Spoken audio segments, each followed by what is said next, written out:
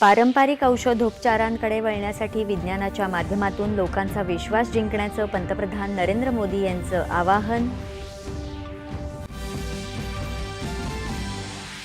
परंपरा, नवोन्मेष आणि विज्ञान एकत्रितपणे प्रगती करू शकतात हे भारतानं दाखवून दिलं आहे. जागतिक आरोग्य संघटनेच्या महासंचालकांचे गौरवोद्गार. प्रत्येक शहरी वर्गांच्या गरजानुरूप किफायतशीर आणि पर्यावरणपूरक गृहनिर्माणासाठी क्रेडाईन योजना बनवावी, अमित शहा. नॅशनल हेराल्ड प्रकरणी आरोपपत्राची दखल घेण्यास नकार देण्याच्या कनिष्ठ न्यायालयाच्या निर्णयाविरोधात ईडीची उच्च न्यायालयात याचिका.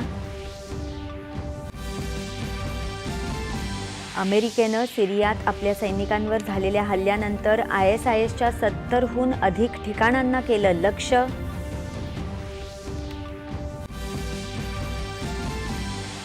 राज्यातल्या 23 नगरपरिषदा आणि नगरपंचायतींसाठी आज मतदान.